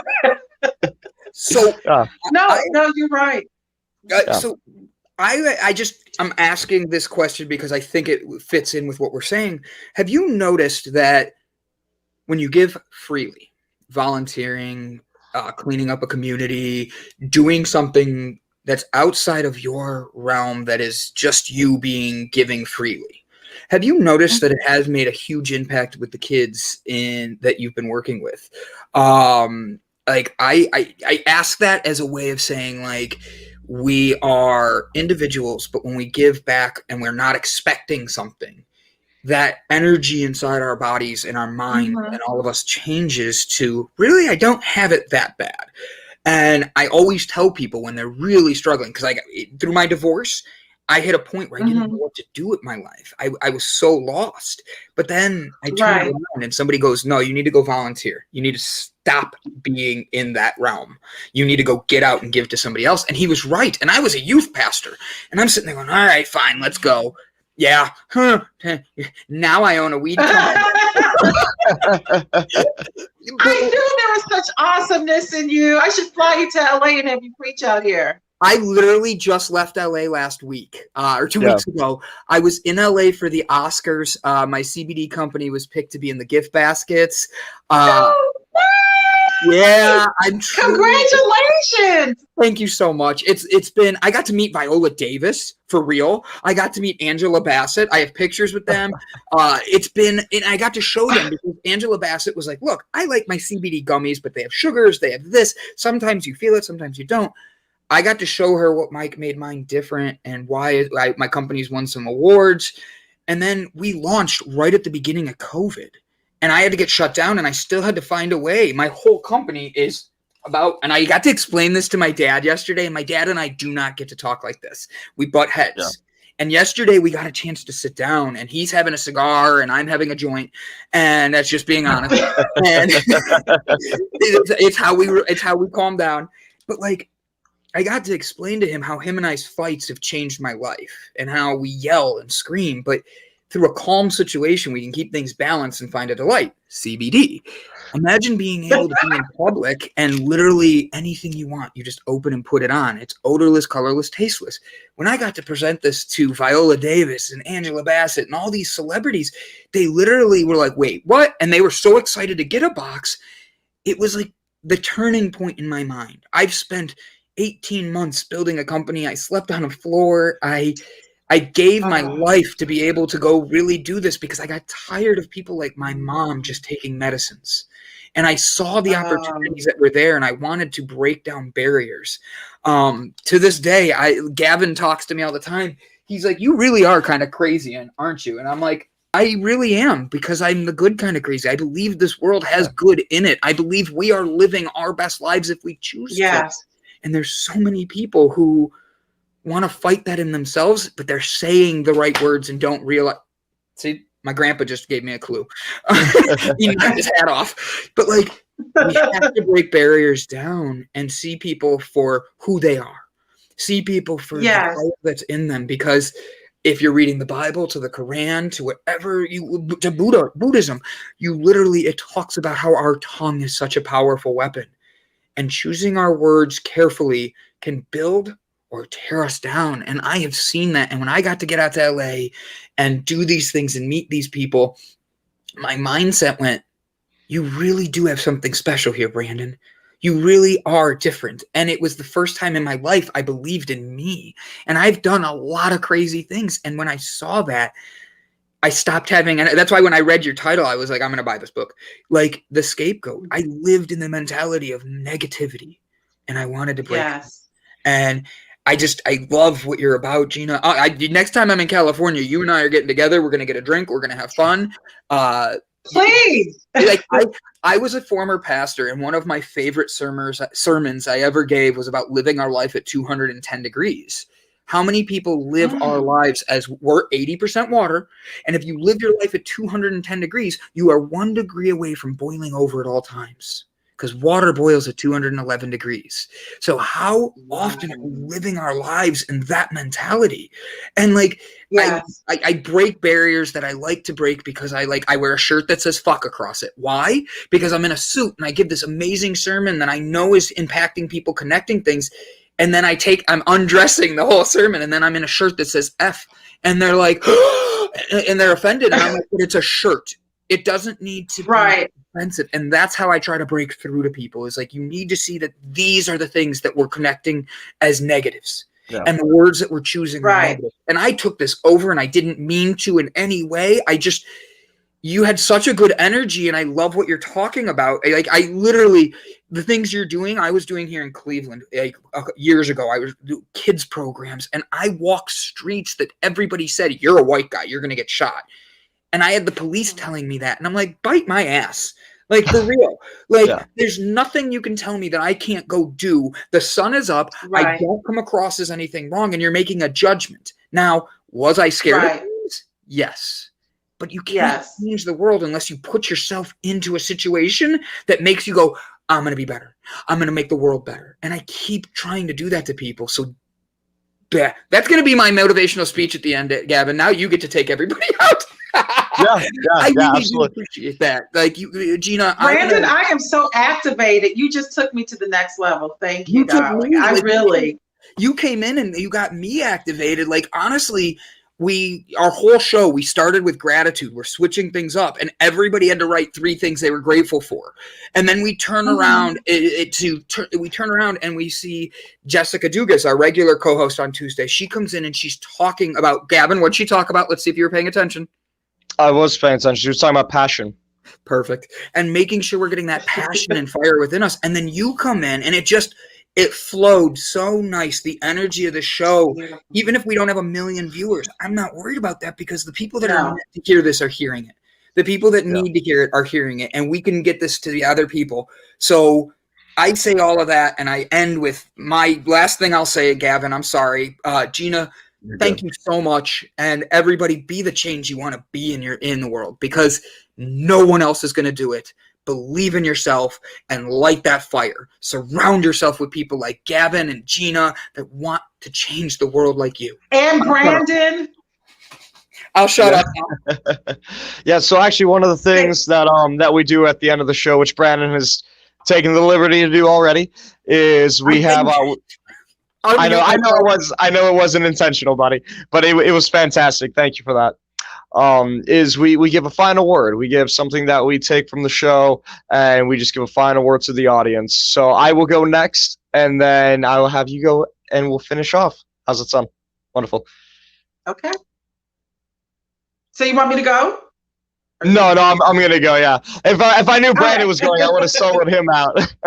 Yeah. So I'll go, and then I'll have you go. So.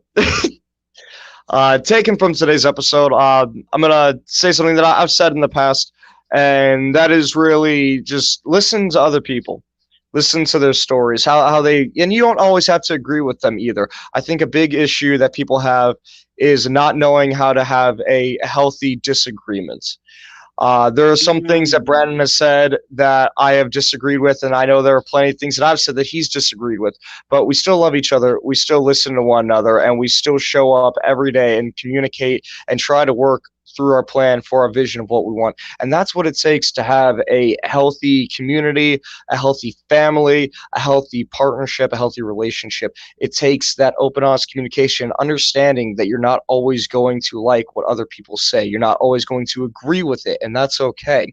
Because when you listen to them and when you at least hear the perspective, whether you agree with it or not, it changes the way that you look at the world. It changes the way you look at the situation. You become more considerate.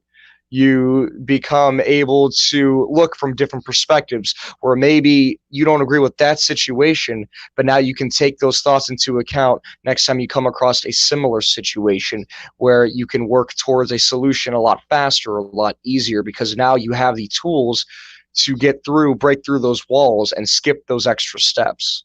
So just take a moment and listen to other people. Even if you're not a part of the conversation, listen a bit more in life. Wow. That's a perfect segue, because I'm putting together a symposium on June 26th on policing and race, class, and privilege. And it's my vision, but I brought in a friend of mine to help me. And we sadly departed last night because she wasn't buying into the vision, but we're still best friends. But I think that, Gavin, you're helping to really help me to understand that it's okay that we can think differently and still work together. Even though she won't be specifically on this project, she's still going to work behind the scenes and making sure, like, I'm still going to send her the things that I'm doing, even though she won't be there, because the way I'm opening up the symposium, she doesn't agree with, and that's fine. But you're right. We can have what's called reasoned discourse, where we can come together and bring our ideas, even if they're, differentiated. We can still find a neutral space that we can kind of work together. And that leads me to a quote. I think the author is anonymous, but it says, hold fast to dreams, for if dreams die, life is a broken winged bird that cannot fly. So whatever that's posited in you, for me, it's God, Jesus Christ, whatever it is for you, just hold fast to it, because what's inside of you has to be birthed, because people are assigned to your voices. Wonderful. Absolutely beautiful. Thank you for that. Once again, my name is Gavin Kerr. It's Brandon Croucher. Miss Gina, it's been so wonderful to have you on the show today. Thank you so much for being here. We really, really do appreciate it. Thank you so much, Gavin and Brandon. You guys are amazing. Thank you. Absolutely. I look forward to Thank reading you, the book. audience, too. Yes, they've been loving you too. Amen. They're preaching here for you now. They're agreeing with you. Honestly, you have been a ray of sunshine. You said you have what was the name of your thing that you were just saying that you and your friend had the thing on? You don't have to tell us the dispute, but you're doing an event, and I'd love to be able to have you back on that, and have, even if it's like a 20-minute like talking about like what you're doing. I'd love to have you back, because there's a lot of things going on with the communities and police, and I think having an open, honest conversation about that is essential. Right. And you had that in a very good way. I would love to bring you on my Wednesday night show, where it's called The H, an honest conversation about health, hemp, and happiness, where we break down barriers of very heavy topics with nobody allowed to yell whatsoever. And we bring polar opposite views, and we literally take these conversations. So it's meant to be more of a emotional conversation, but in a calm setting. And that's where I think you could have. I would love to get you on, especially with what you're doing, and have that conversation there or here, because you brought the Java today. I love it, and you brought the delight too. Okay, I would love to. Yeah, anytime. Because I think we have to talk about the polka dot elephant in the room. And it's. I mean, not. Well, I'm just going to say it's sad that it took a knee on the neck to have this kind of conversation. You know what I mean? So many things opened up from last May. And so while we're having this moment, we have to expand the conversation. Yeah. It can no longer be truncated. We have to talk about it. I agree. So to answer your question, the symposium is June 26th, and it's on policing and race, class, and privilege. And I'm going to have 2 panels. I love it. I'd love to be able to see what you're doing on that. If you need anything, please don't hesitate to contact us. Yeah. Absolutely. Even if it's just white boys sitting in the audience, we're happy to be those white boys. Well, it's gonna be a webinar, so there are gonna be panelists that are there, but some of my panelists can't fly into LA, so we're gonna be interviewing them virtually, but it's gonna be a webinar, so I'll make sure to send the link as well. But yeah, if you want me on the show, let me know. Give my information. Just to be able to market it, because I think it's a conversation that needs to be had, and bringing positivity out no matter what it is, showing an honest way of getting life and building up one another is the only way we change the world. And that's how we live this network with the DDC. So that's right. Gina, it has been 100%. You got my day going in the right way. Everybody, I hope you're out there getting your best you today.